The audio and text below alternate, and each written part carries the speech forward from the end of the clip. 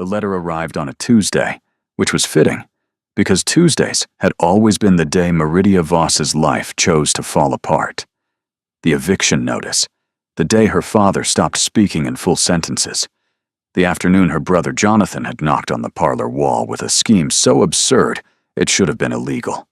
This particular Tuesday brought a carriage she hadn't requested, a dress she couldn't afford, and instructions written in handwriting so precise it looked mechanical. Be at Thornfield Assembly Rooms by 7 o'clock. Wear the gray silk. Speak to no one until you are spoken to. Do not, under any circumstances, refuse what is offered.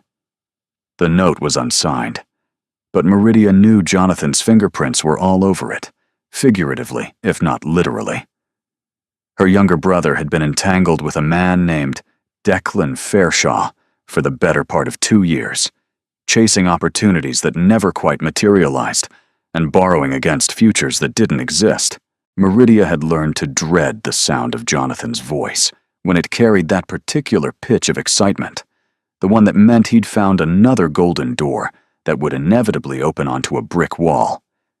She should have refused.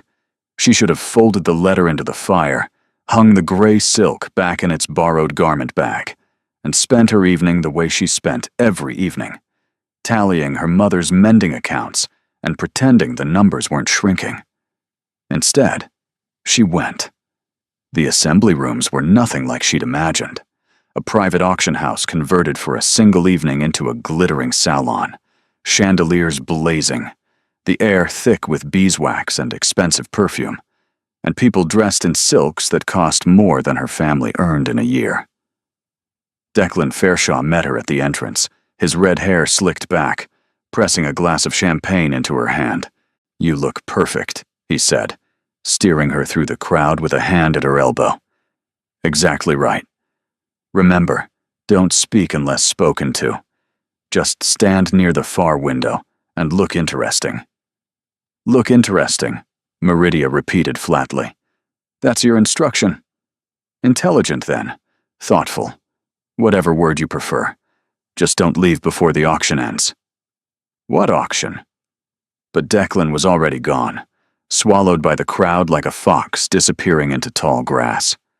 Meridia stood alone with champagne she didn't want in a room full of strangers who didn't see her, and wondered, not for the first time, how she kept ending up in situations where the only sensible option had already been removed. She drifted toward the window Declan had indicated. The auction, she gathered from overheard conversation, involved paintings, estate pieces from some recently deceased lord being sold to settle debts. The irony wasn't lost on her. Even the wealthy left behind wreckage for others to sort through. She was studying a landscape hung near the window, a moody coastal scene with cliffs and storm clouds, when a voice behind her said, "That one's a forgery." She turned. The man standing 2 paces away was tall, dark-haired, with a face that looked carved from something expensive and unyielding. Marble, perhaps, or resentment. He was perhaps 32 or 33, dressed with the kind of severe elegance that suggested wealth so old it had stopped trying to impress. His eyes were gray, the exact color of the winter sea in the painting behind her, and they were fixed on her with an attention that felt like being pinned to a board. "I beg your pardon," she said. "The painting. It's attributed to Gainsborough, but the brushwork on the cliffs is wrong. Too heavy. Gainsborough painted light, not weight."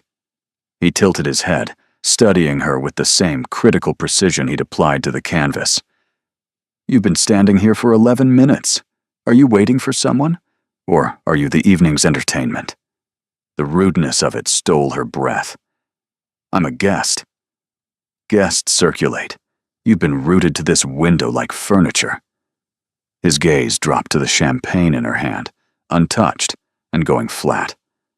"Expensive furniture that doesn't drink? Perhaps I'm simply admiring the art.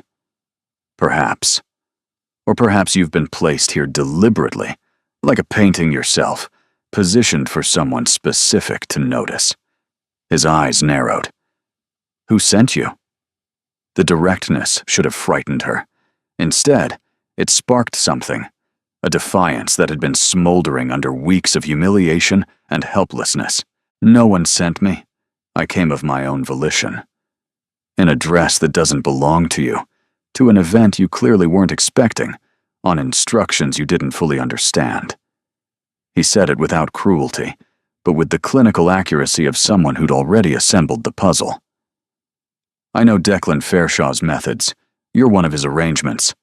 Meridia set the champagne glass on the windowsill with careful precision. If you know so much, then you know this conversation is over. Good evening. She turned to leave, but his next words stopped her cold. If you walk out that door, Fairshaw will lose the commission he's counting on, and whatever debt your family owes him will come due immediately. He's not generous with extensions. She didn't turn around. How do you know about my family's debts? Because I'm the one who purchased them. The world tilted. Meridia gripped the windowsill, her knuckles white against the wood. Slowly, she turned back to face him. You bought my family's debts. 3 weeks ago. From a merchant named Aldous, who was preparing to seize your mother's house. He said it the way someone might discuss the weather. Factual, detached, and mildly inconvenient. You're welcome, incidentally. You expect gratitude for holding my family's survival over my head. I expect nothing. I'm simply clarifying the landscape. He stepped closer, and she caught his scent, sandalwood and ink, old paper, and something sharper beneath it. My name is Caius Ashford. I'm the Duke of Heronwick, and I need you to do something for me. The title landed like a slap. A duke. She was standing in a window alcove arguing with a duke who owned her family's debts and spoke to her like she was a chess piece. He hadn't decided where to place yet. Whatever it is, she said, the answer is no. Something shifted in his expression. Not surprise, exactly. More like the flicker of a card player who'd just been dealt an unexpected hand. And then, remarkably, he smiled. It was a cold smile, precise and controlled, but it reached his eyes for just a fraction of a second. Good, he said. That's exactly what I need you to keep saying. Before she could ask what that meant, the auction concluded with a crack of the gavel, and the crowd began to shift and migrate. A woman in emerald silk appeared at Caius's elbow, her dark eyes sweeping over Meridia with open curiosity. Your Grace, Lady Pemberton is asking after you. And who is this? This, Caius said, his hand moving to the small of Meridia's back with a casualness that made her spine stiffen. Is Miss Meridia Voss, an old acquaintance of my late mother's family. The lie was so smooth it barely rippled the air. The woman's eyebrows rose. I wasn't aware you had any connections to the Ashford line, Miss Voss. Distant ones, Meridia heard herself say, her mother's years of deportment training surfacing like muscle memory. Through the Chelmsford branch, we've been corresponding. The woman studied her for a long moment, then smiled, the kind of smile that catalogued information for later use. How delightful. I'm Mrs. Calloway. Everyone knows me, which means I'll know everything about you by morning. Consider yourself warned. She swept away, and Meridia exhaled sharply. You lied, she said to Caius. I improvised. You assisted admirably. His hand was still on her back, warm and proprietary. Now, Miss Voss, shall I explain why I need you to refuse me? Or would you prefer to continue pretending you have a choice? He guided her through a side corridor, away from the main crowd, into a small reading room lined with leather-bound volumes that nobody in this building had ever read. Gas lamps cast warm circles on the Persian carpet. The door remained open, propriety maintained even in conspiracy. Caius leaned against the mantelpiece, arms folded, watching her with those unsettling gray eyes. Meridia remained standing near the door, acutely aware of the escape route behind her. Talk, she said, before I decide you're mad and leave regardless of consequences. My uncle, Lord Alistair Ashford, is the executor of my father's estate. Caius's voice was measured, each word placed like a brick.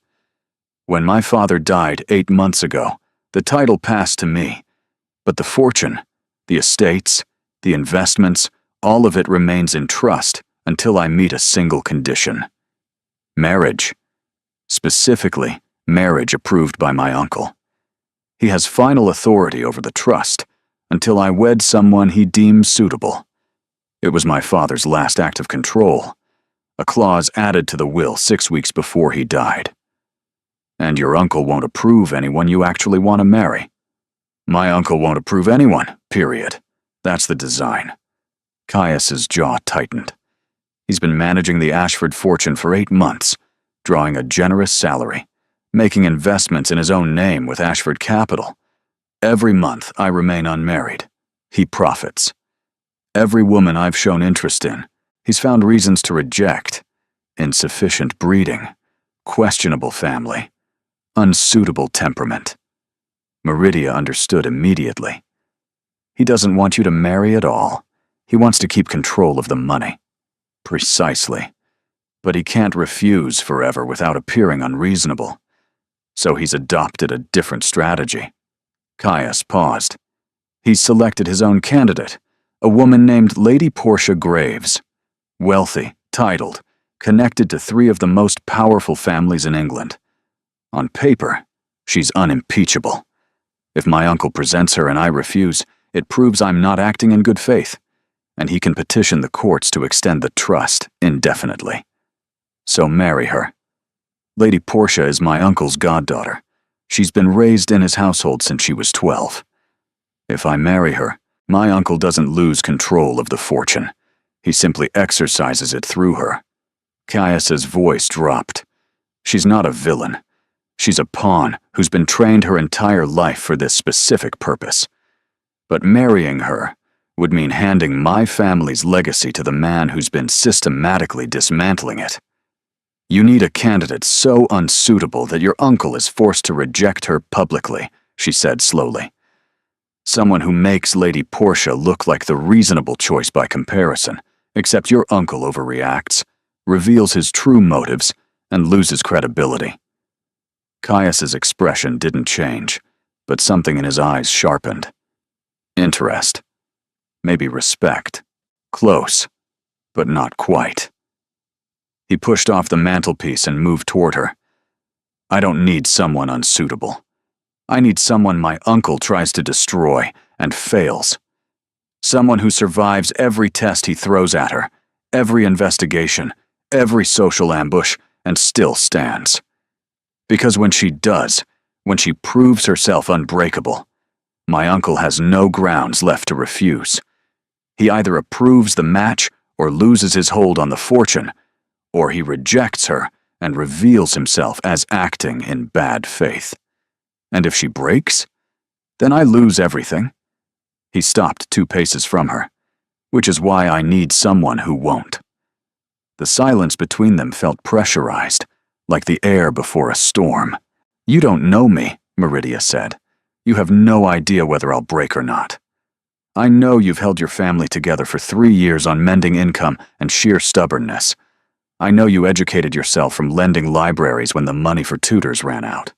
I know you turned down 2 offers of marriage because both men would have required your mother to leave her home. He listed these facts without emotion, like entries in a ledger. And I know you stood in that window for 11 minutes in a borrowed dress at an event you didn't understand and didn't flinch when a stranger told you he owned your family's debts. You investigated me thoroughly. She should have been furious. She was furious. But underneath the anger was something else, the dizzying realization that someone had looked at her life, really looked at it, and seen strength instead of failure. What happens to my family's debts if I refuse? Nothing. I'm not threatening you, Miss Voss. The Aldous debt is settled. Your mother's house is secure regardless of your answer. She searched his face for the lie and couldn't find one. Then why mention them at all? Because you needed to know the landscape before you made your decision. I don't deal in hidden leverage. It's inefficient." Meridia almost laughed. "You're a strange man, Your Grace. I'm a desperate one. There's a difference, though I'll admit the line is thin." He held her gaze. "I'm asking you to come to Heronwick Hall and play the role of my intended for the duration of the season. My uncle will try to make you leave. He'll investigate your background, weaponize your poverty, and deploy Lady Portia as a constant reminder of what a suitable choice looks like. He will try, systematically and thoroughly, to make you say no. And you want me to refuse to say no. I want you to be so immovable that he runs out of ways to shake you." She turned away, buying time. This was insane. This was the kind of scheme Jonathan would leap at, and she would normally dismantle with logic and a refusal to participate. But Jonathan's schemes had never come with settled debts and honest warnings. "What's in it for me?" she asked. "During the arrangement, you'll live at Heronwick Hall as my guest. Full wardrobe, staff, access to the libraries and grounds." He paused. "When it ends, whether we succeed or fail, I'll provide a settlement. Enough to establish your mother comfortably and fund whatever future you choose for yourself. A shop, a school, a position, whatever you want. That's generous for a performance. It's not a performance. It's a siege, and I'm hiring the best fortification I can find." "One question," she said.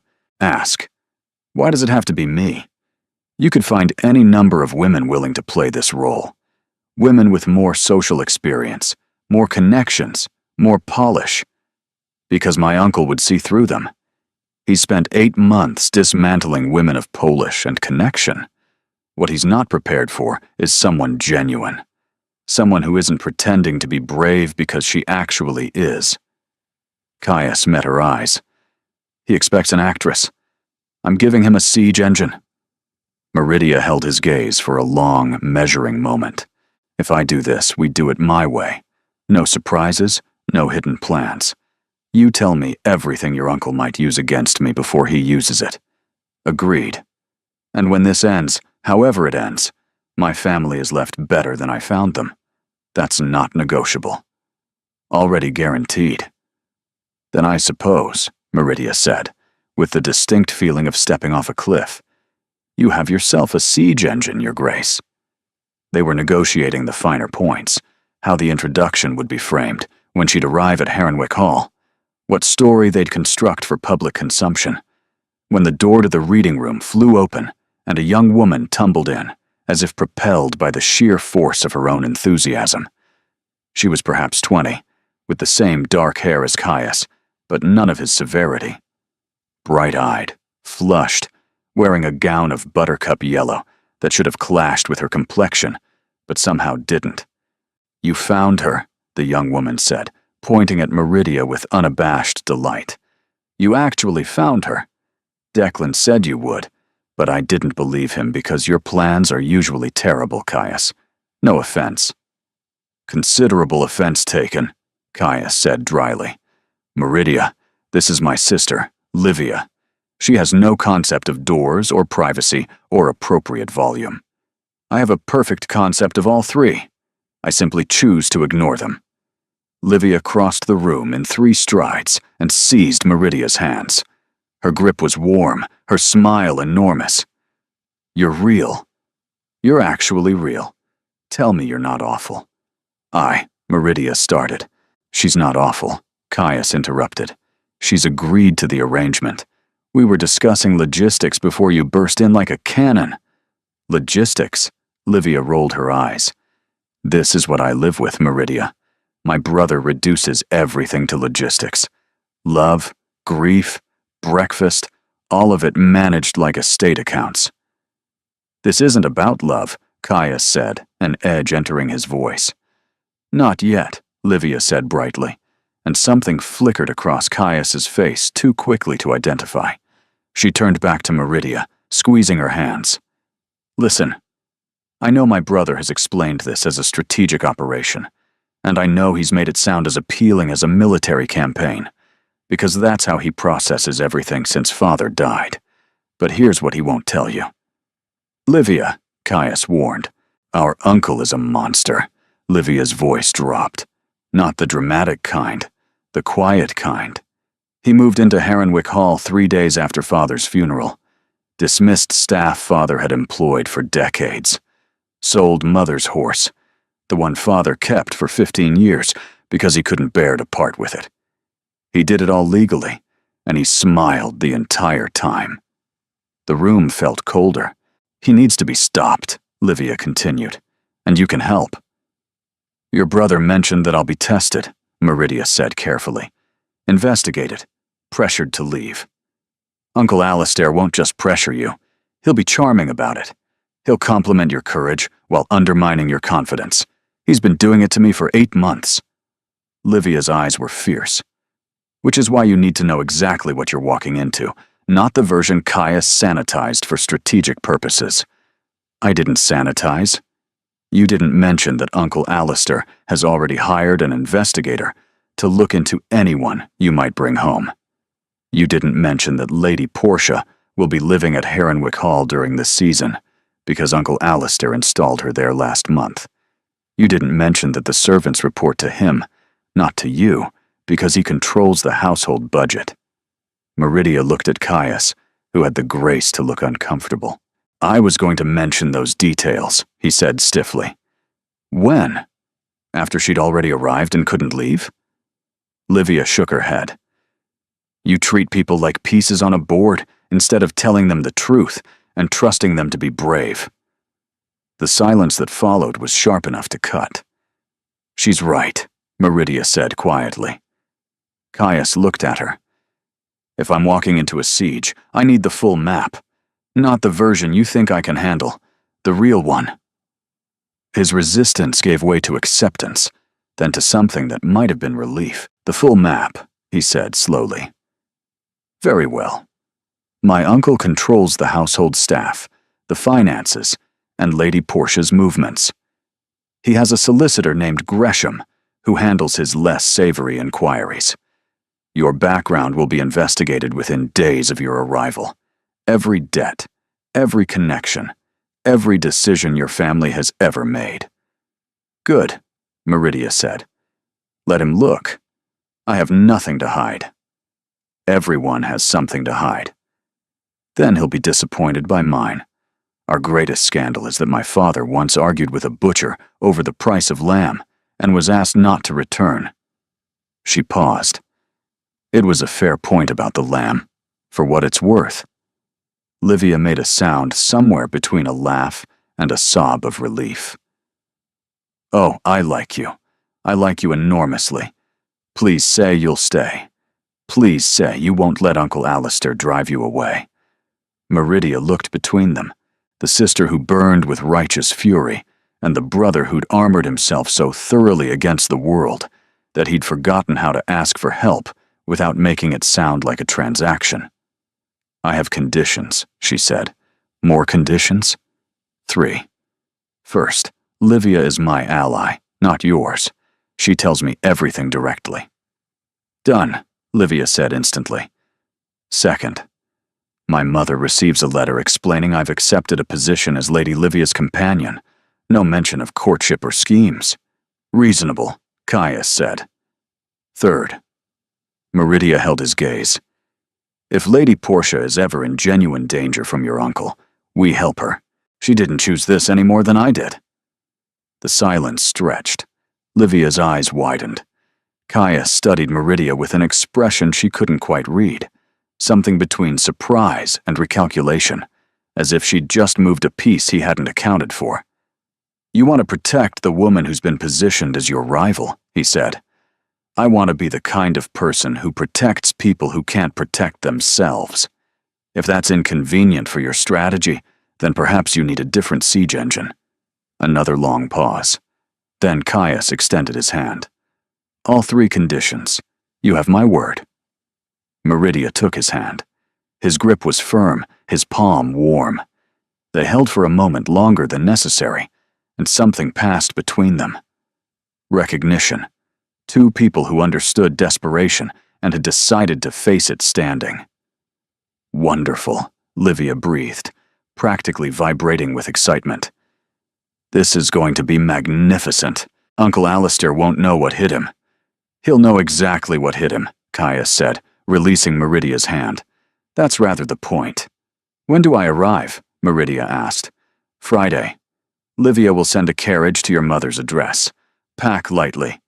Everything you need will be provided. Everything I need, Meridia repeated, tasting the impossibility of those words. Dresses, shoes, books, Livia listed. And we'll need to visit Madame Laurent for your wardrobe. She'll make you look like you were born wearing silk. I wasn't born wearing silk. That's exactly the point. Livia linked her arm through Meridia's, as if they'd known each other for years, rather than minutes. Uncle Alistair expects someone who's trying to be something she's not. We're going to give him someone who's unapologetically herself. That's what will terrify him. Friday, then, Caius said, straightening his cuffs. Don't be late, Miss Voss. I'm never late, Your Grace. I simply arrive when the moment requires me. Livia laughed, delighted. Caius didn't laugh, but something shifted at the corner of his mouth, the ghost of an expression he seemed determined not to let fully form. Friday was 4 days away.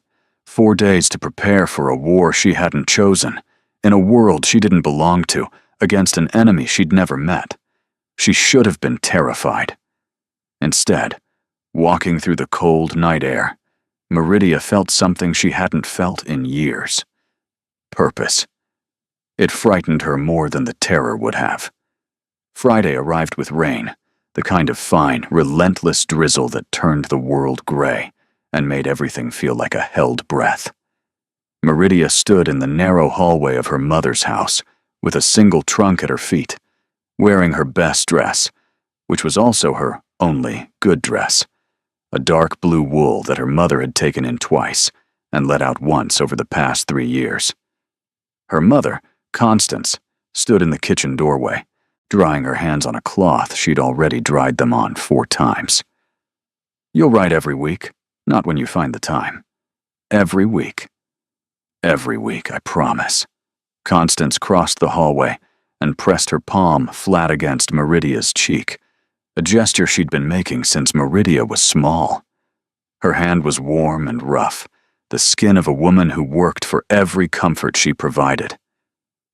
You don't have to do this, Constance said quietly. I want to. That's what worries me. Her mother's eyes searched hers. Wanting things has a cost, Meridia. Your father wanted things. Jonathan wants things. Wanting is what breaks people in this family. Maybe it's also what saves them. Constance held her gaze for a long moment, then nodded once, the way she did when an argument was lost, but not conceded. She tucked a small wrapped package into Meridia's hands. Lavender sachets, for your clothes. Wherever they're putting you, at least you'll smell like home. The carriage arrived precisely at 10, black and polished, and bearing the Ashford crest on its door, a falcon clutching a key. The driver, a silent man in dark livery, loaded her trunk without comment and opened the door with practiced efficiency. Meridia climbed in, waved once to her mother standing in the doorway, and watched through the rain-streaked window as her old life grew smaller and smaller behind her. The journey took 4 hours. Meridia spent the first half rehearsing what she'd say, and the second half staring at countryside that transformed from modest farmland to rolling estates with stone walls and ancient oaks. Heronwick Hall announced itself gradually. First the gatehouse, then a 1/4 mile of gravel bordered by lime trees. Then the house. Pale stone walls rose 3 stories, lined with windows that reflected the gray sky like watchful eyes. A portico with columns framed the entrance, and wings extended in both directions, swallowing the landscape. Knowing Caius was wealthy, and seeing it were different languages. This house spoke in a dialect she had never learned. The entrance hall was marble-floored and high-ceilinged, portraits of generations of Ashfords, staring down with expressions that ranged from stern to openly disapproving. Meridia stood in the center of the hall, clutching her reticule, trying to look like someone who belonged. She failed. "Miss Voss." The voice came from a woman descending the stairs with the measured pace of someone who controlled every room she entered. She was perhaps 50, thin and precise, with silver-streaked hair pulled back severely, and a black dress that suggested permanent mourning or permanent displeasure. "I'm Mrs. Gould, the housekeeper. His Grace informed me to expect you." "Thank you, Mrs. Gould. It's a pleasure." Mrs. Gould's expression suggested the pleasure was not mutual. "Your rooms are prepared in the East Wing. Lady Livia specifically requested the blue suite, though I should note it hasn't been used since the late Duchess occupied it." Something in her tone made the words feel like a warning. "The late Duchess's rooms." Meridia filed that information away. "I'm sure they'll be lovely," she said. "They're adequate." Mrs. Gould turned on her heel. "Follow me, please." The corridor seemed designed to remind visitors of their insignificance. Through half-open doors, she glimpsed a library that made her chest ache with longing. "The library is available to guests from 9 until 4, Mrs. Gould said, as if reading her mind. "His Grace uses it in the evenings. Lord Alistair prefers not to be disturbed during his morning correspondence, which he conducts in the West Study." "And Lady Portia?" Mrs. Gould paused, almost imperceptibly. "Lady Portia occupies the Rose Suite in the West Wing. She takes breakfast at 8 and rides every morning at 9:30. Her schedule is her own." The careful neutrality in the housekeeper's voice told Meridia everything. Mrs. Gould served whoever held the household purse strings, and right now, that was Lord Alistair. The blue suite stole her breath. A 4-poster bed, canopied in embroidered silk, a writing desk overlooking formal gardens, a wardrobe that could have housed a family of 4, and a small bookshelf stocked with volumes that looked deliberately chosen. "Lady Livia selected the books," Mrs. Gould said, and for the first time a trace of warmth entered her voice. "She has particular opinions about what constitutes proper reading material." Meridia crossed to the bookshelf. Byron, Wollstonecraft, a collection of folk tales, a guide to English wildflowers, and tucked between them, a small folded note in Livia's enthusiastic handwriting. "Welcome home. Don't let the house intimidate you. It's mostly stone and ego. The good parts are hidden. I'll show you tomorrow." Meridia smiled despite herself and pressed the note between the pages of the wildflower guide. "Is there anything else you require, miss?" Mrs. Gould asked. "Just one thing. Where does His Grace take his meals?" "The family dines in the small dining room at 7. Breakfast is served at 8 in the morning room." She paused. "Lord Alistair has not yet been informed of your arrival. He's expected back from London tomorrow afternoon." Tomorrow. She had one day before the real test began. "Thank you, Mrs. Gould." The housekeeper departed, and Meridia stood alone in the late Duchess's rooms, surrounded by blue silk and borrowed elegance, and tried to remember who she was underneath it all. A knock came 20 minutes later. Soft, tentative. "Miss Voss?" "I'm Nettie. Lady Livia assigned me as your maid." The girl who entered was small and freckled, with auburn hair escaping its pins and an anxious expression that suggested she'd been promoted beyond her comfort. She carried a tray with tea, bread, cheese, and a small pot of honey. "I wasn't sure what you liked," Nettie said, setting the tray down with excessive care. "Cook said you'd probably want something hot after the journey, and Lady Livia said to bring honey because everyone likes honey, and I didn't want to bother you.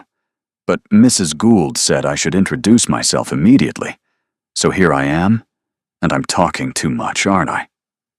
Meridia's throat tightened. "You're talking exactly the right amount, Nettie, and the honey was an excellent choice."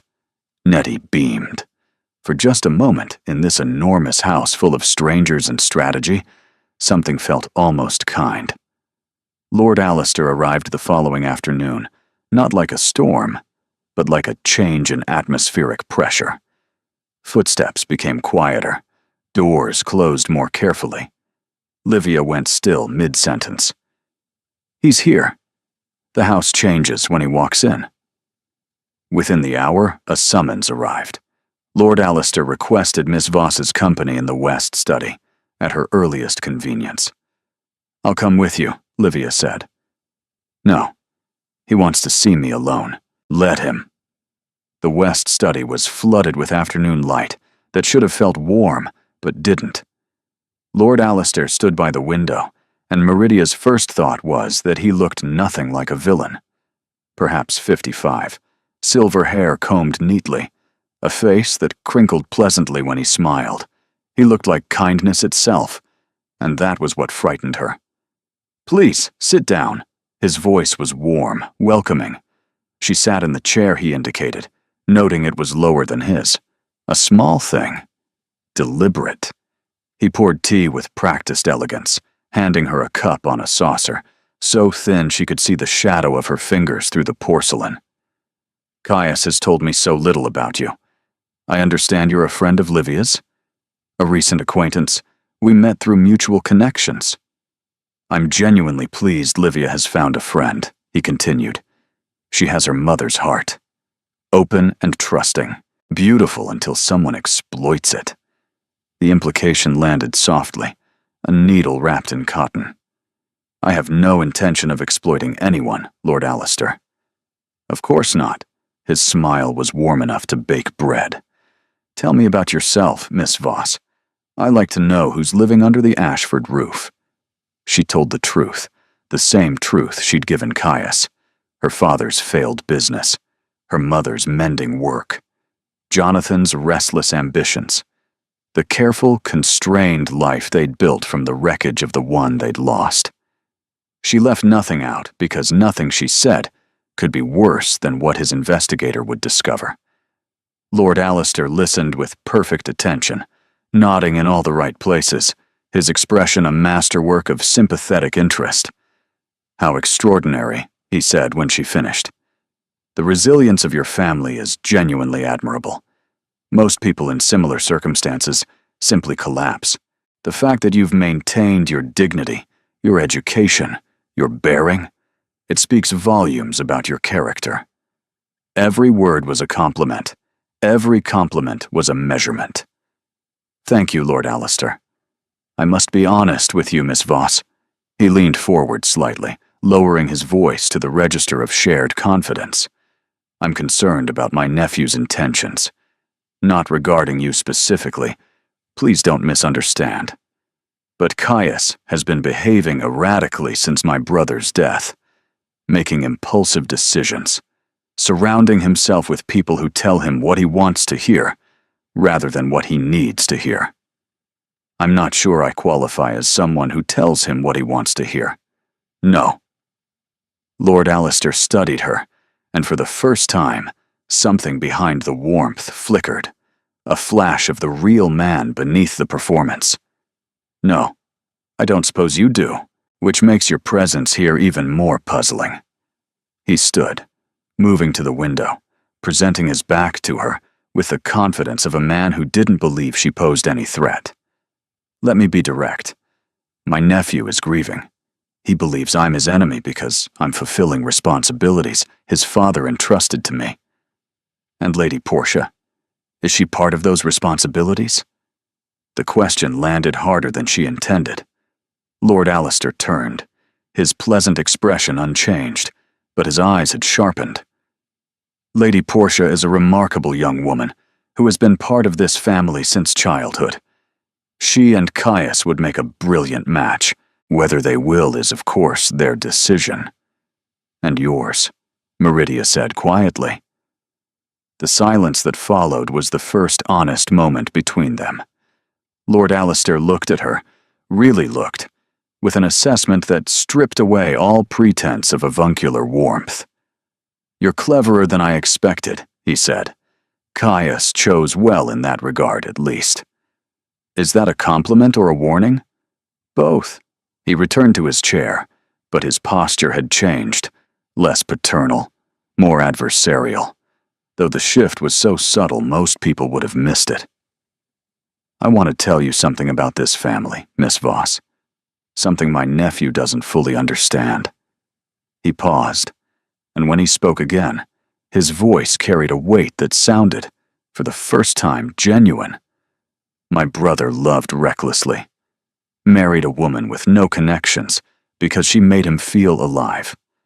Catherine was extraordinary, but she died bringing Livia into the world, and my brother spent 20 years as a ghost. Lord Alistair's voice thinned. I watched my brother die twice. Once when Catherine left him, and once when his body caught up with his heart. The estates fell into disrepair, all because a brilliant man chose love over duty. You blame her, Meridia said.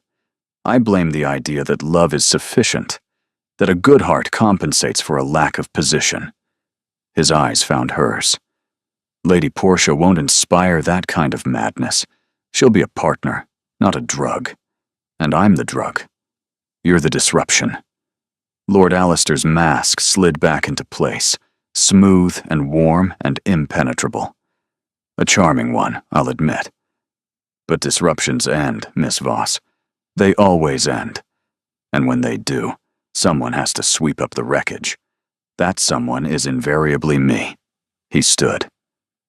You're welcome at Harenwick Hall for as long as my nephew wishes, but I want you to understand something. He smiled, and the warmth of it was terrifying. I've outlasted every disruption, every infatuation, every scheme. And I will outlast you, not through cruelty, simply through patience. I appreciate your candor, Lord Alistair. He opened the study door for her. In the corridor, Livia was waiting, her face tight with worry. What did he say? He told me about your parents, Meridia said slowly. About your mother. About what losing her did to your father. Livia's face crumpled, then hardened. He uses that story like a weapon.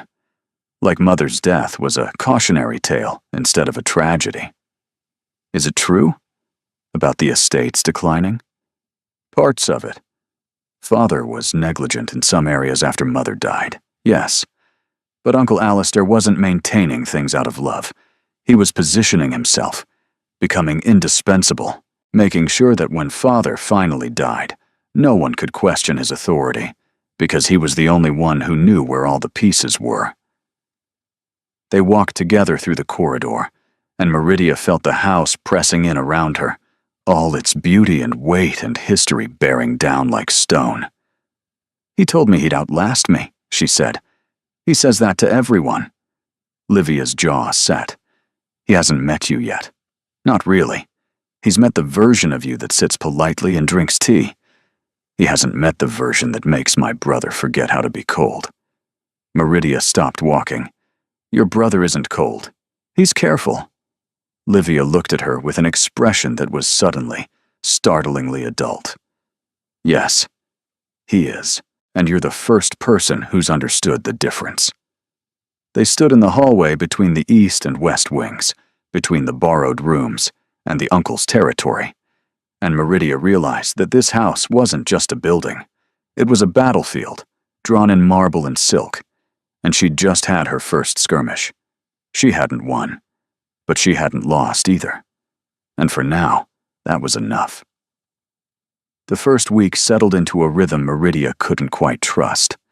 Mornings with Livia, afternoons exploring the grounds, where a single empty stall in the stable still bore a brass nameplate that read, Artemis, Livia's mother's horse, the one Lord Alistair had sold.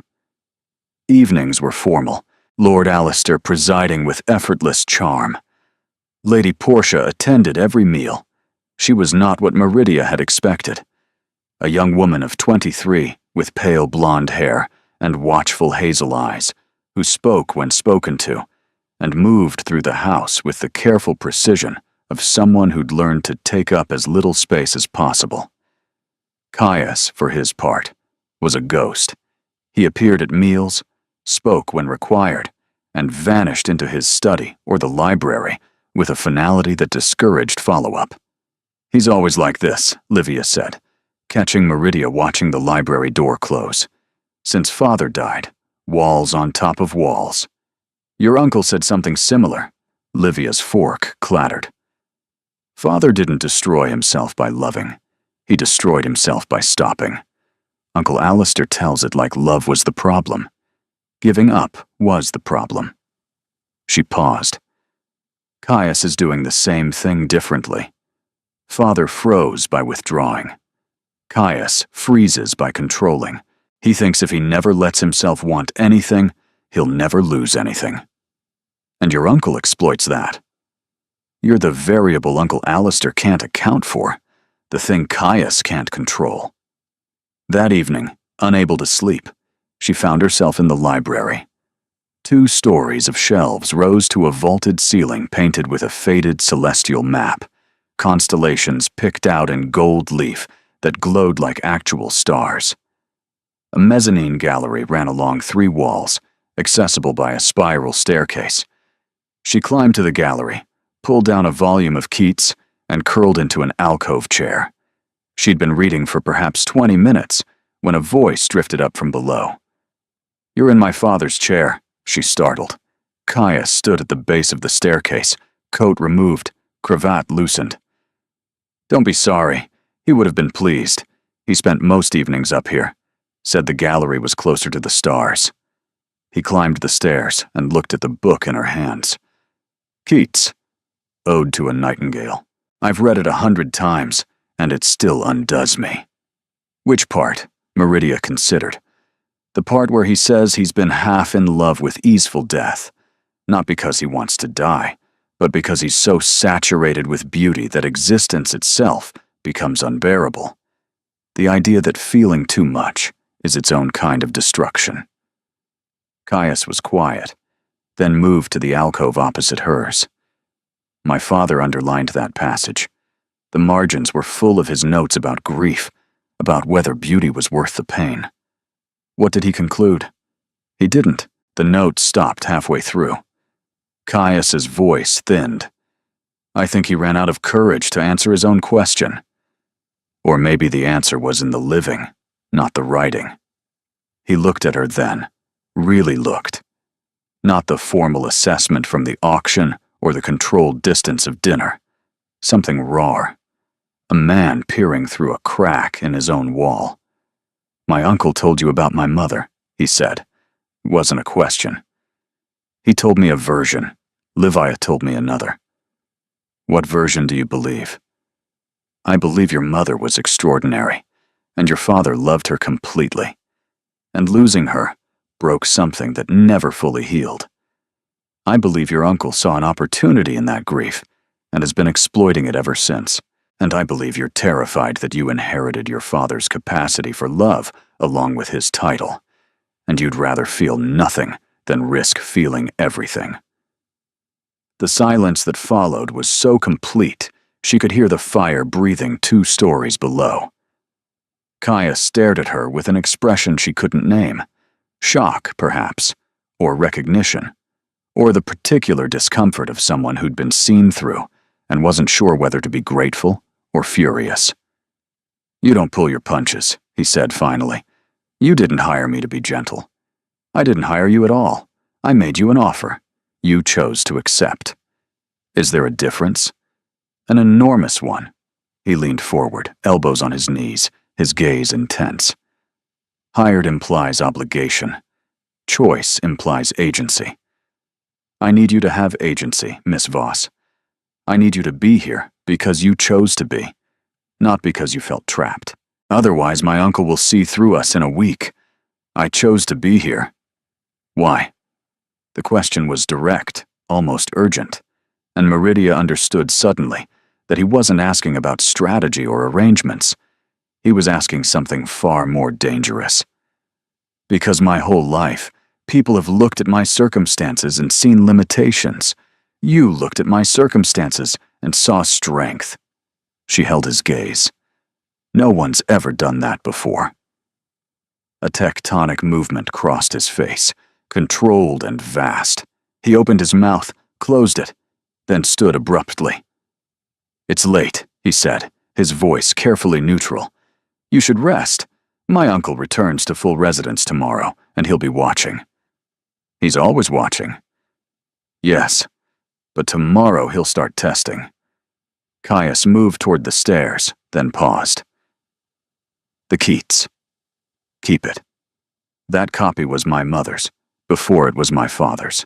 The book should be read, not preserved."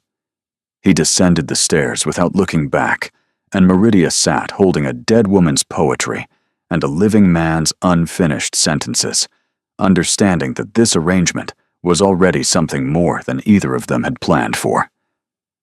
The following days confirmed what Livia had warned.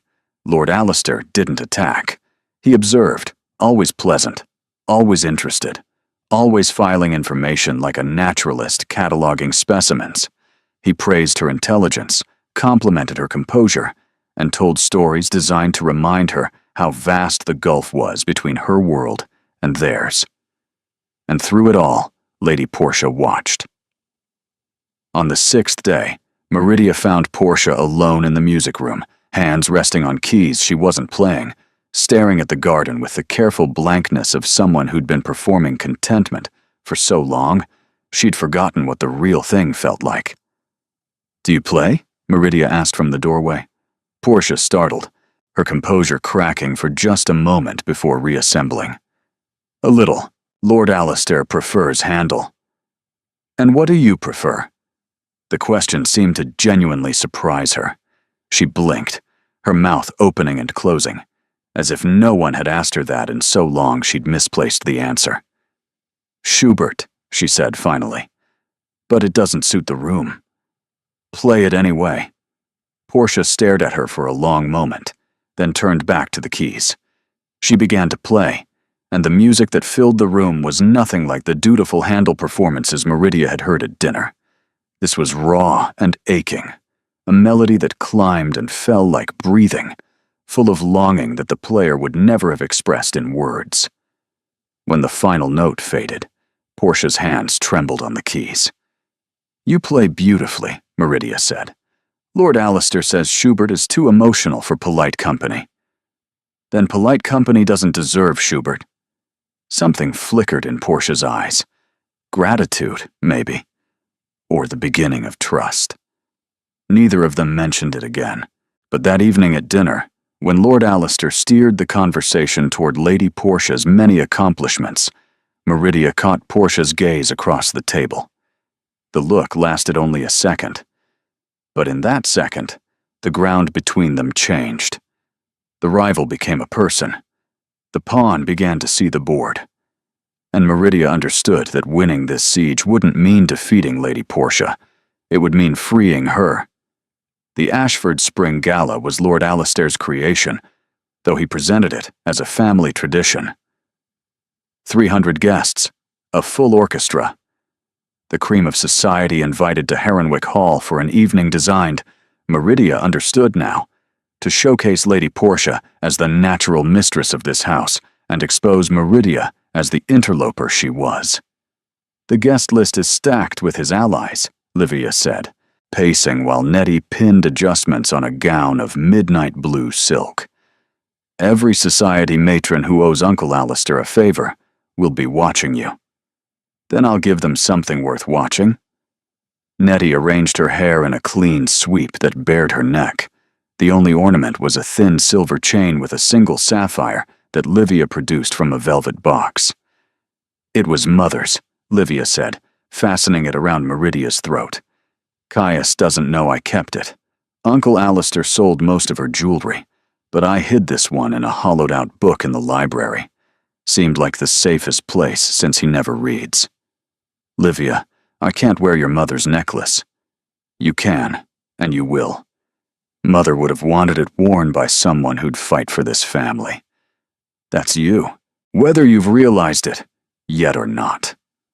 The ballroom blazed with chandeliers, the orchestra playing from a raised gallery. Meridia descended the staircase beside Livia, acutely aware of 300 faces turning upward. The whispers began immediately, a sound like wind through dry leaves, rising and falling as people identified her, assessed her, judged her. Caius waited at the base. When he looked up and saw her, his mask slipped. Just for a moment. Just enough. "Miss Voss," he said, his voice perfectly composed. "You look adequate." Livia kicked him in the ankle. "What my brother means is that you look extraordinary, and he's forgotten how human speech works." I know what I said, but the tips of his ears had gone pink. Lord Alistair appeared with Lady Portia on his arm. Portia wore rose pink, blonde hair dressed with pearls. Her eyes found the sapphire at Meridia's throat. She knew that necklace. "How splendid," Lord Alistair said. "Madame Laurent always knows how to make the most of limited material." The insult was wrapped so expertly in compliment that most people wouldn't have caught it. "She told me she considered it her finest work this season," Meridia said pleasantly. "Apparently she finds simplicity more challenging than ornament." Lord Alistair's smile didn't waver. "How philosophical. Shall we?"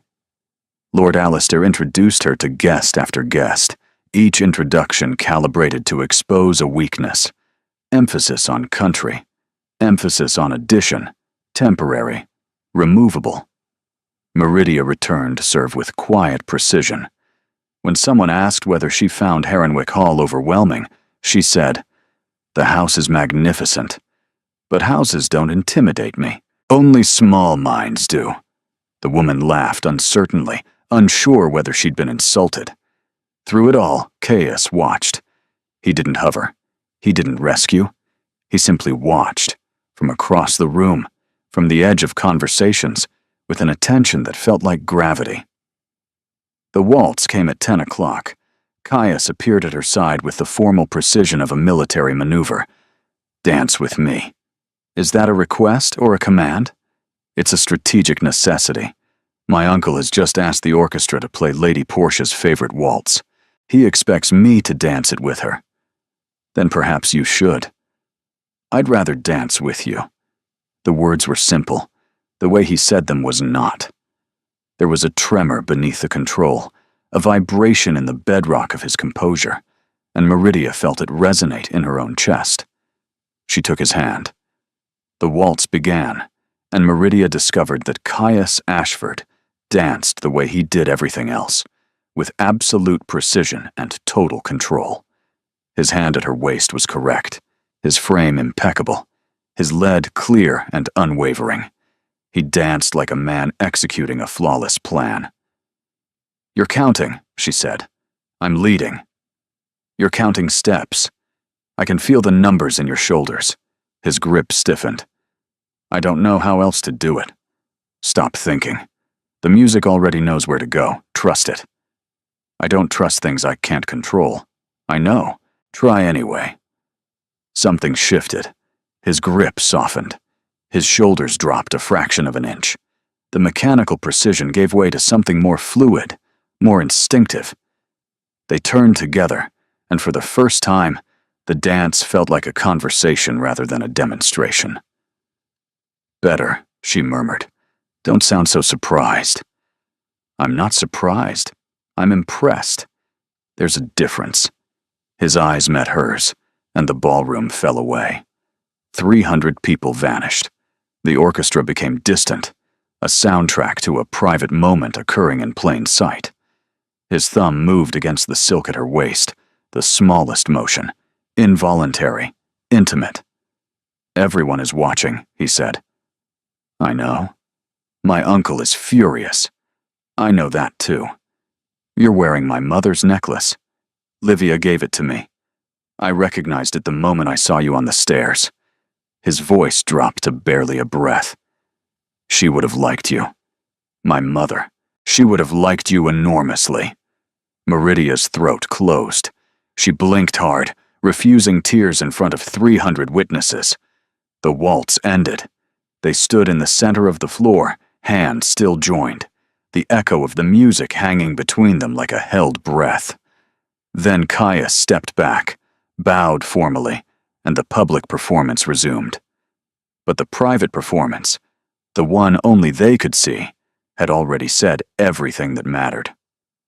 Later, she stepped through glass doors onto the terrace. Stars burned overhead, the same constellations painted on the library ceiling. "You survived." Caius's voice came from the shadows, coat unbuttoned, cravat loosened. "Your uncle is very good at what he does," she said, "but he made a mistake tonight." Caius straightened. "What mistake?" "Lady Portia. He positioned her as the perfect choice, but he made her perform. Every smile choreographed. People could feel the difference between performance and presence. And you? I was just being myself. Your uncle's strategy requires Lady Portia to be flawless. Mine only requires me to be real." The moonlight caught the intensity in his gray eyes. "You make this very difficult," he said. "Make what difficult?" "Not wanting you." The words landed like a spark on dry wood. Meridia felt them ignite in her chest, spreading heat through her ribs, her throat, her fingertips. "Caius, don't." He held up a hand, but it was trembling. "If you say my name like that again, I'll do something I can't take back." Maybe taking things back is overrated. He crossed the distance between them in 2 strides. His hands found her face, gentle despite their urgency. "This isn't part of the arrangement," he whispered. "I know." "I don't care." He kissed her, not careful or strategic. Raw, urgent, his mouth finding hers with a hunger that said he'd been thinking about this moment for longer than he'd ever admit. She kissed him back with equal need, her fingers gripping his lapels, as if the world had tilted and he was the only fixed point. When they broke apart, breathing hard, he laughed. A real laugh, quiet and surprised. "Well," he said, "that wasn't strategic at all." "No, it wasn't. My uncle will know. By tomorrow, someone will have seen, and he'll know." "Then let him know." Meridia pulled back enough to look him in the eyes. "I'm tired of performing, aren't you?" Before he could answer, a voice drifted from the doorway. Bright, calculated, lethal. How touching. They stepped apart. Lady Portia stood in the glass doorway, her rose silk catching the ballroom light behind her. Her expression was unreadable, but her hands were clenched at her sides. "Lord Alastair is asking for you, Your Grace," she said, her voice perfectly composed. "Something about the Whitfield accounts. He said it was urgent." It was a summons, not a request. Caius glanced at Meridia, his eyes full of everything he hadn't finished saying, then straightened his coat and walked past Portia into the house. "He'll hurt you," Portia said quietly. "Not Caius. Lord Alastair. He'll use what he saw tonight." "Will you tell him?" A long pause, then softly. "He doesn't need me to tell him. He already knows." She disappeared into the light, leaving Meridia alone with stars and the taste of a kiss that had changed everything. Lord Alastair struck 3 days later, not with confrontation but with kindness, which was infinitely worse. He arranged an afternoon tea in the East drawing room and invited 4 women from the neighboring estates, all of them his allies, all of them fluent in the particular dialect of cruelty that disguised itself as concern. Meridia recognized the ambush the moment she walked in. The women were seated in a semicircle, teacups in hand, smiles in place. Lord Alastair presided from an armchair by the window, the benevolent host, the concerned uncle, the man who simply wanted the best for everyone. "Miss Voss, how wonderful. You must meet Mrs. Alderton, Lady Crane, Miss Hartwell, and Mrs. Prescott. They've been dying to make your acquaintance." Dying was the operative word. The attack began gently. "Self-education is so important for those who lack formal opportunities. Your mother takes in mending? How resourceful." Each comment delivered with a smile, each smile carrying a blade. Then Mrs. Alderton leaned forward. "My dear, I must say, I do admire your bravery. Coming here, to Heronwick Hall, stepping into a world so far beyond your experience. It takes a certain kind of courage. Or perhaps, she paused delicately, a certain kind of ambition. The word ambition hung in the air like poison. I'm not sure I understand your meaning, Mrs. Alderton. Only that the Duke of Heronwick is a considerable prize, and you are, forgive me, a considerable reach. People will talk, Miss Voss. They're already talking, and what they're saying isn't kind. What are they saying? Mrs. Alderton glanced at Lord Allister, who gave the smallest nod. Permission granted. They're saying you're a fortune hunter, that you've positioned yourself in this house deliberately, using Livia's friendship as a screen, that your family's debts were the true motivation, and that you've set your cap at a grieving duke who isn't thinking clearly enough to see through you. Each sentence was a hammer blow. Meridia felt them in her chest, not because they were true, but because they were precisely the fears she'd been carrying since the moment she walked through Heronwick Hall's front door. They're also saying, Lady Crane added with theatrical reluctance, that you were seen on the terrace during the gala, with the Duke, in a compromising position. The room tilted. Meridia's hands gripped her teacup so tightly, she heard the porcelain creak. Whatever was seen was misinterpreted. Perhaps, but perception is everything in society, Miss Voss. And the perception is that you are a girl from nowhere who is trying to become someone she'll never be. Mrs. Alderton sat back with the satisfaction of a surgeon completing an operation. It would be kinder, truly kinder, to leave before the damage becomes irreparable. Your reputation, such as it is, can still be salvaged, but not for much longer. Lord Allister spoke then, his voice heavy with fabricated regret. I've tried to shield you from this, Miss Voss, but Mrs. Alderton is right. Society can be unforgiving, and I wouldn't want to see you hurt. Meridia looked at him. This man who'd orchestrated every word spoken in this room, who'd invited these women specifically because they'd deliver the message he wanted without his fingerprints on it, and she understood. This was his artistry, not the crude cruelty of a villain, but the surgical precision of a man who destroyed people while maintaining the appearance of trying to save them. Thank you for your concern, she said, and her voice was steady even though her hands were not. All of you, I'll certainly give your words careful thought. She stood, set down her teacup with a clink that sounded too loud in the silent room, and walked out with her spine straight and her chin level. She made it to the blue suite before she broke. Nettie found her 20 minutes later, sitting on the floor with her back against the bed, the midnight blue gown pooled around her like spilled ink, crying without sound. The maid said nothing. She simply sat down beside her, took her hand, and waited. They're right, Meridia whispered finally. Not about the fortune hunting, but about the rest. I don't belong here.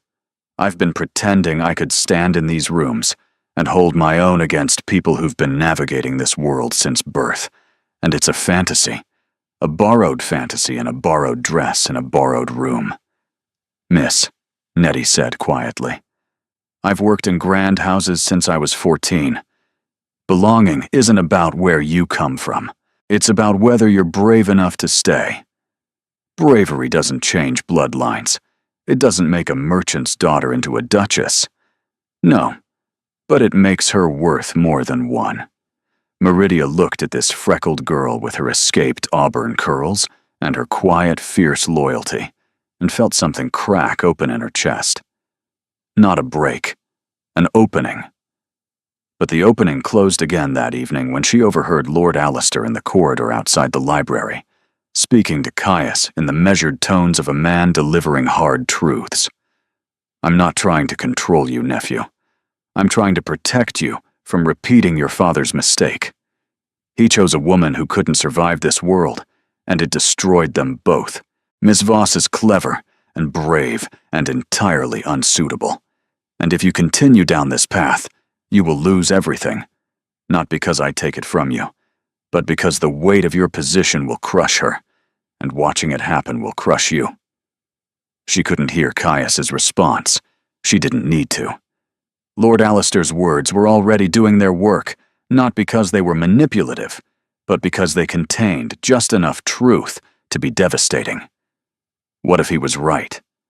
What if love wasn't enough to bridge the gap? What if choosing Caius meant watching herself diminish year by year, ground down by a world that would never fully accept her, and watching him grieve another loss? She returned to the blue suite, sat at the writing desk, and began to pack. She left at dawn. No letters this time. Letters could be argued with, intercepted, used as leverage. She simply packed her original trunk with her original belongings, the dark blue wool dress, the lace collar, and her mother's lavender sachets. She left the midnight blue gown in the wardrobe. She left the accessories, the slippers, the shawls Livia had accumulated for her. She kept two things: the Keats that had been Caius's mother's, and the sapphire necklace, not to keep, but because leaving it in the empty room felt like leaving a piece of Livia's heart on a shelf, and she couldn't bear that. She'd send it back. Later. When distance had made her brave enough to write. Nettie appeared in the doorway at 5:30, her eyes red. "You're leaving." "I have to." "Does he know?" "He will." Nettie crossed the room and pressed something into Meridia's hand, a small sprig of dried lavender from the garden. "So you remember the way back, when you're ready?" Meridia embraced her quickly, fiercely, then pulled away before the tears could start again. The house was silent as she descended the stairs. The servants hadn't yet begun their morning rounds. The portraits watched her leave with the same indifference they'd shown when she arrived. She was nothing to this house, a temporary guest, a passing season, a footnote in the long history of people who'd walked through these halls and been forgotten. The front door was heavy. She pulled it open herself, stepping into the gray pre-dawn light, and nearly collided with Lady Portia. Portia stood on the front steps in a riding habit, her blonde hair braided, her face bare of its usual careful composure. She looked younger without the performance, smaller, more real. "You're leaving," Portia said. Not a question. "Yes, because of what they said at the tea. Because of what's true." Portia studied her for a long moment, then did something Meridia didn't expect.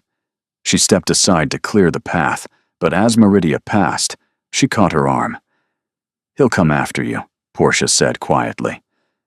"Not because he's strategic or stubborn, though he's both, because you're the first person who's made him forget to be careful.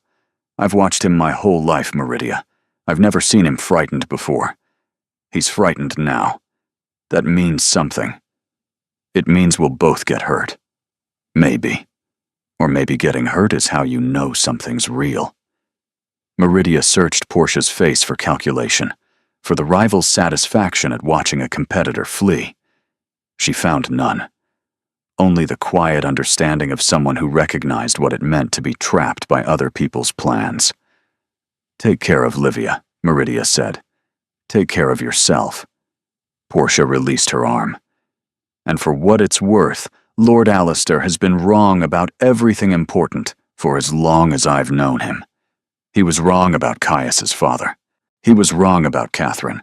And he's wrong about you." Meridia walked down the gravel drive as the sky lightened from gray to silver. She didn't look back. Looking back was for people who believed they might return. The coach she'd hired from the village carried her south through a countryside that blurred behind her tears. By noon, she was home. The modest rooms closed around her like a fist, the worn furniture, the smell of bread and soap, the mending basket overflowing in the corner. Everything exactly as she'd left it, which was the cruelest part, because she was not. Her mother took one look at her face and asked no questions. She simply made tea, set out bread and butter, and sat across the kitchen table with the patience of a woman who'd survived worse silences. "It ended," Meridia said. "Did it need to?" "Yes." "Did you want it to?" The question cracked something that Meridia had been holding together since she'd pulled the front door of Heronwick Hall closed behind her. She pressed her hands flat on the table, feeling the grain of the wood, the chips and scratches of years of use. "I wanted to stay," she whispered. "More than I've wanted anything, and that's why I had to leave." Her mother covered her hands with her own. "Your father said the same thing when his business failed, that wanting something too much was dangerous, that walking away was the brave choice. He spent 3 years sitting in that chair by the window, and I've never once seen him look brave. I've seen him look safe, and I've seen him look empty, but never brave." Meridia pulled her hands free and went upstairs to the small room she shared with the mending. She sat on her bed and held the Keats to her chest and tried to remember why leaving had been the right decision. The pages fell open to Ode to a Nightingale. In the margin, in a handwriting she now recognized as Catherine Ashford's, someone had written a single line: "Stay, even when it hurts, especially when it hurts." 8 days passed. 8 days of mending stockings and marketing and reading and pretending the world hadn't expanded and contracted and left her stranded in the wreckage of her own caution. Jonathan came home on the 4th day, looking uncharacteristically subdued.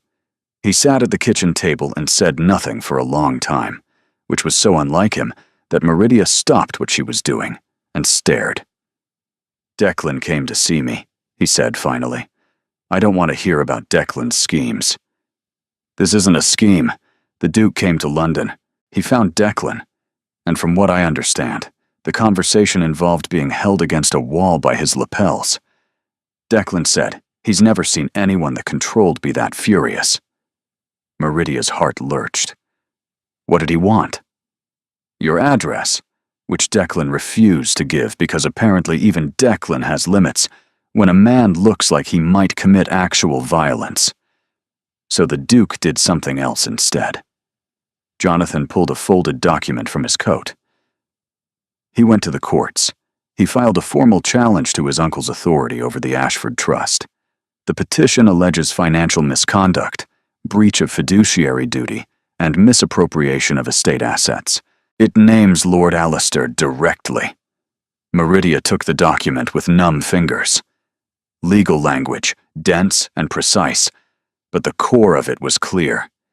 Caius was attacking his uncle openly, publicly, without the shield of a fake courtship or a strategic arrangement. He was risking everything. "There's more," Jonathan said. He dismissed Lady Portia's engagement arrangement, not privately, publicly. He wrote to Lady Portia's mother and Lord Alistair jointly, stating that he had no intention of marrying Lady Portia and that any understanding to the contrary had been imposed without his consent. The letter has been circulated. Everyone knows. He's exposed himself completely.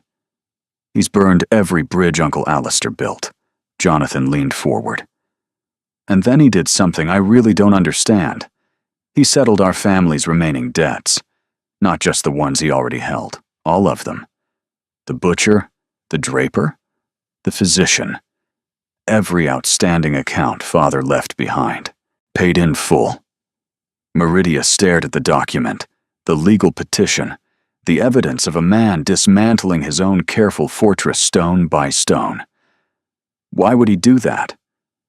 "Because," a voice said from the doorway, and Meridia spun to find Livia standing in their kitchen, windswept and still wearing traveling clothes. "He wants you to know that if you come back, it's not because you need to, it's because you choose to."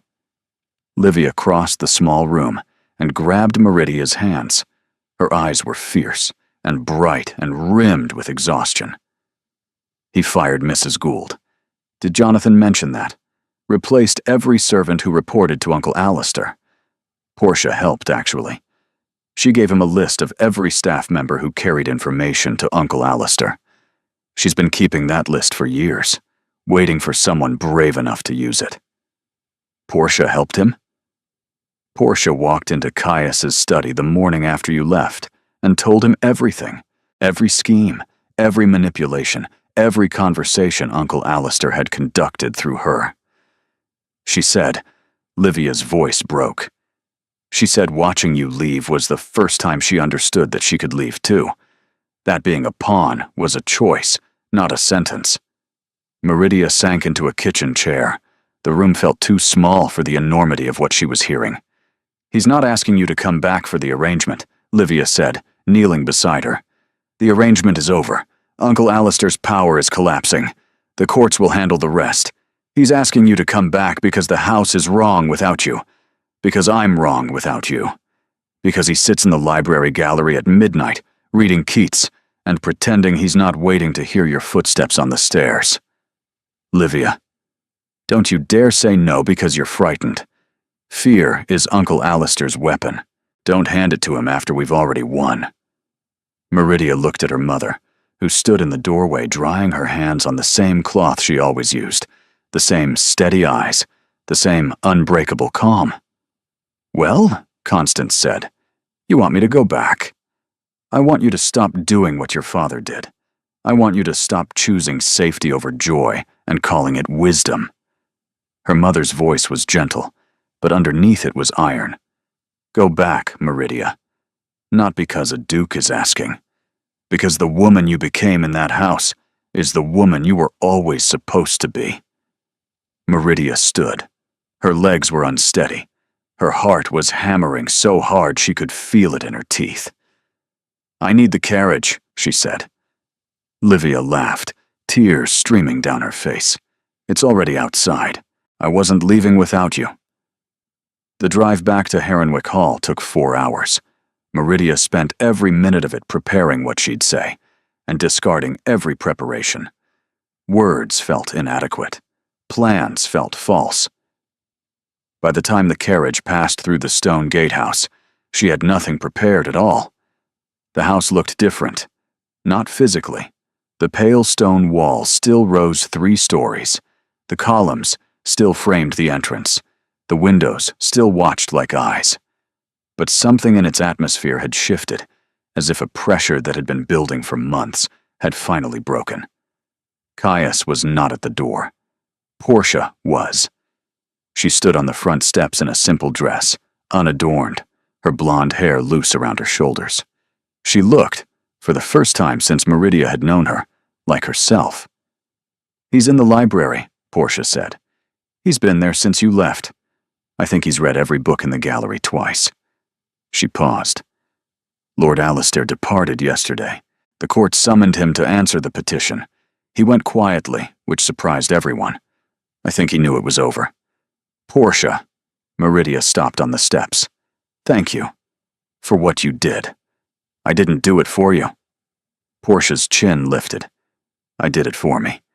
You showed me that pawns can leave the board. The rest was my choice. She stepped aside. Go.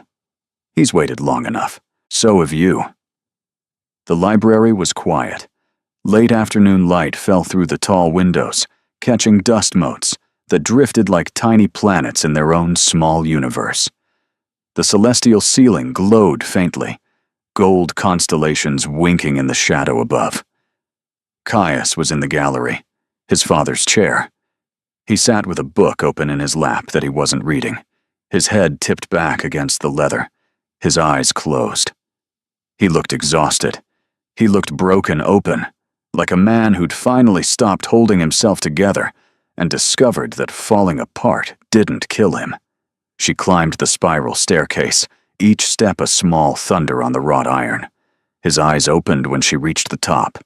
He didn't speak. He didn't move. He simply looked at her with an expression so undefended, so completely without armor, that it hurt to see. You came back, he said.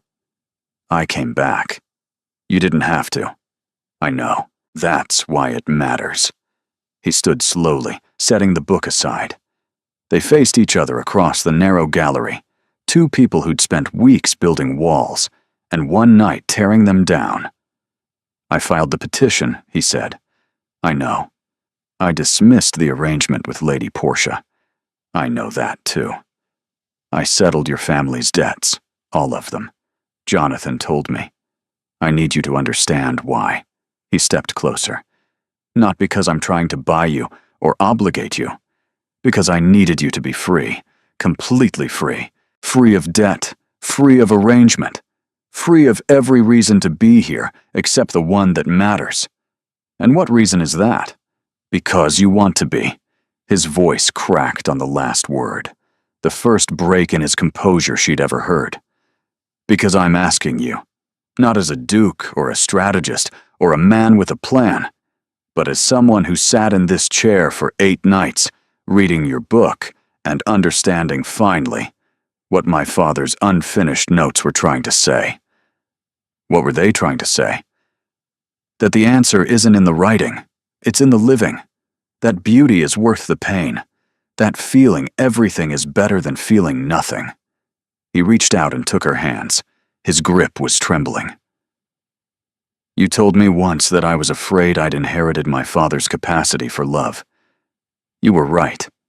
I'm terrified. But I'm more terrified of spending the rest of my life in this library, reading about emotions I'm too cowardly to feel. Meridia squeezed his hands. I left because I was afraid, too. Afraid that wanting something this much would destroy me, the way it destroyed your father. It didn't destroy him. Stopping destroyed him. Giving up destroyed him. Love was the only thing keeping him alive. Your uncle said. My uncle was wrong. About my father. About my mother. About what this family needs. Caius pulled her closer. I don't need a suitable match. I don't need a strategic alliance. I need someone who tells me the truth, who refuses to let me hide in ledgers and strategies, who stands in my library at midnight and dismantles me with Keats and honesty. His forehead pressed against hers. I need you. Not the arrangement.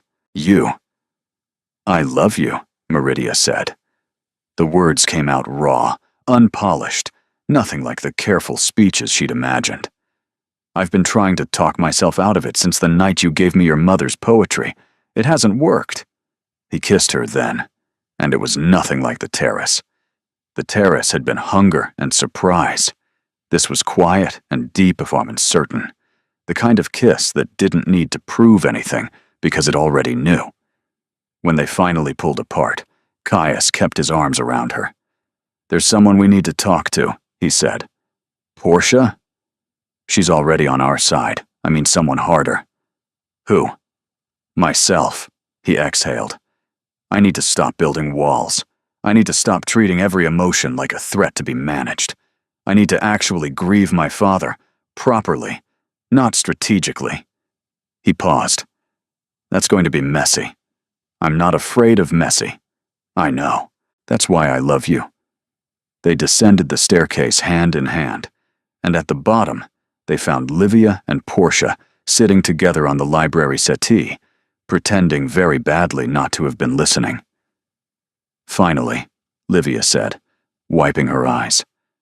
Only took you two a combined emotional crisis and a legal petition. And an extremely ill-advised dawn departure, Portia added mildly.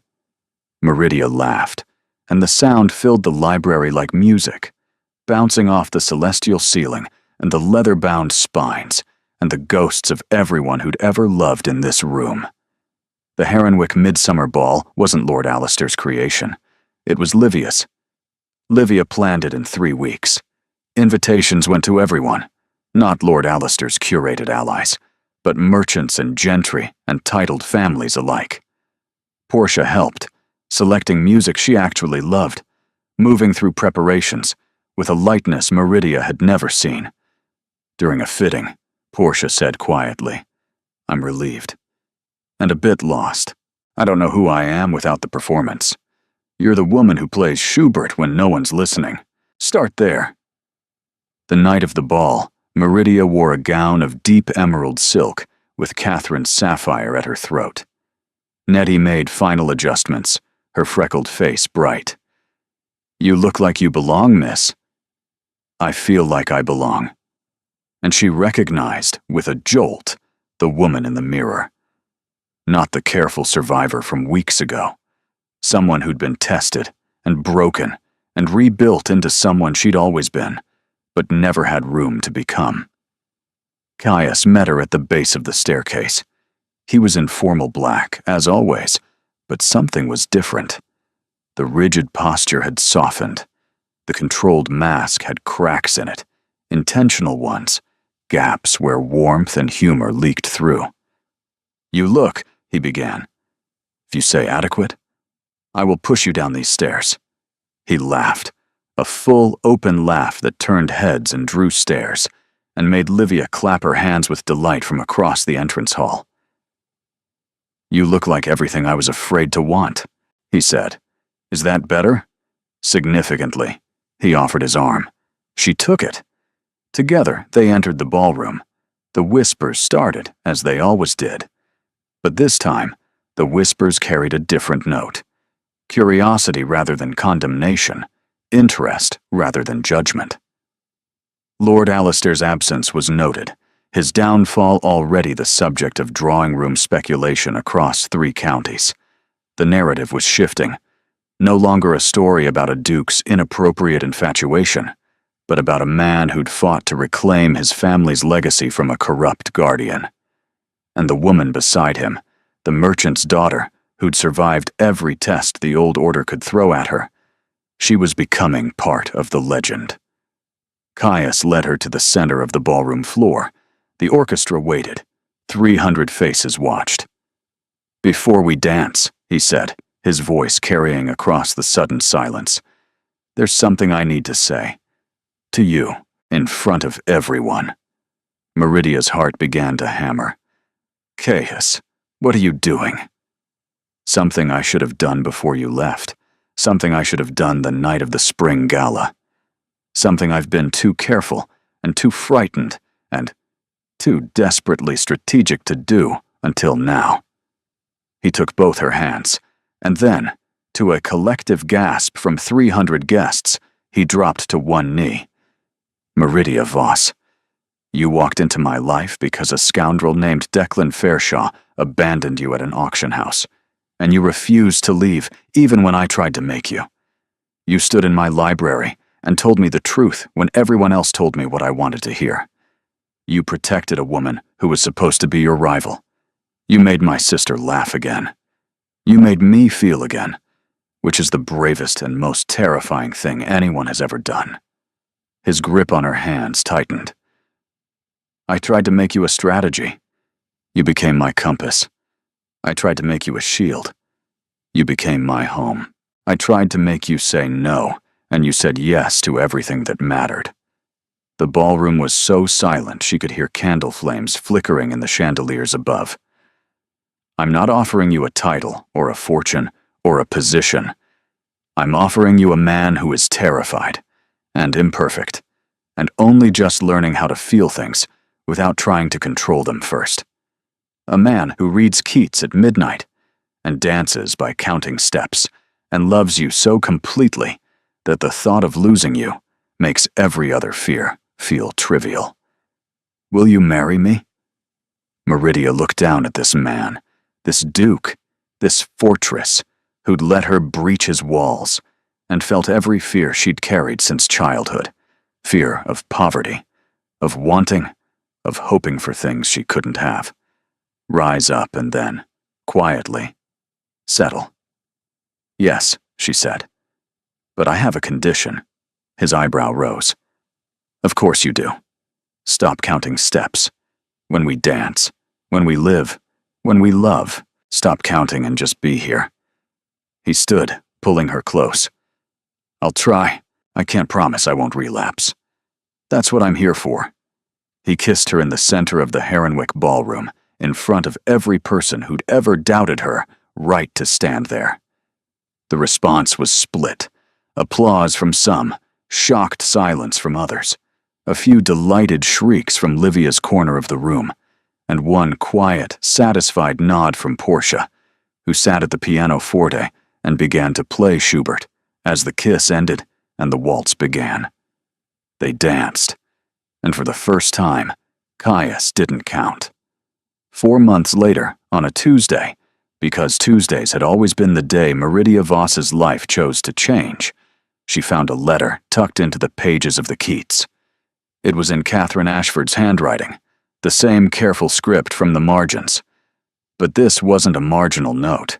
It was a full letter, folded small and hidden in the binding, waiting for someone patient enough to find it. My darling, if you are reading this, then the book has found its way to someone who loves it as much as I do. I want you to know that I chose this life with open eyes and a full heart. They will tell you it was foolish. They will tell you love is insufficient armor against the world. They will be right about the armor and wrong about everything else. Love is not armor. It is the wound and the healing both. It is the reason to stand in the rain and the shelter that makes the standing bearable. Choose it anyway. Choose it knowing the cost. Choose it knowing the pain. Because the alternative, the safe life, the careful life, the life without risk, that is not living at all. That is simply waiting. And waiting is the cruelest thing you can do to a heart that was made for more. Meridia sat in the library gallery, in Catherine's chair, holding Catherine's letter, wearing Catherine's sapphire, and cried. Not with grief, with gratitude, for the woman who'd loved first and left behind a roadmap for the women who'd love after. Caius found her there, as he always did. He read the letter in silence, his hands steady, his eyes bright. She knew, he said. She knew someone would need to hear it. He sat beside her and took her hand, and together they looked up at the celestial ceiling, the gold constellations glowing in the evening light. Do you know what I love most about this room? Meridia asked. The books. The stars. Someone painted a sky on a ceiling so that even on the darkest nights, even when the real sky was hidden, there'd be something beautiful to look up at. She leaned against his shoulder. That's what you gave me. A sky when I couldn't find one. You gave me something better, he said, pressing his lips to her hair. You gave me a reason to look up. Outside, the grounds of Harenwick Hall stretched toward a horizon going gold with sunset. Inside, in their library with its painted stars and shelves full of stories, the Duke of Harenwick and his entirely unsuitable Duchess sat together in the quiet, not performing, not strategizing, not counting steps, just present, just together, just home. Thank you for being here.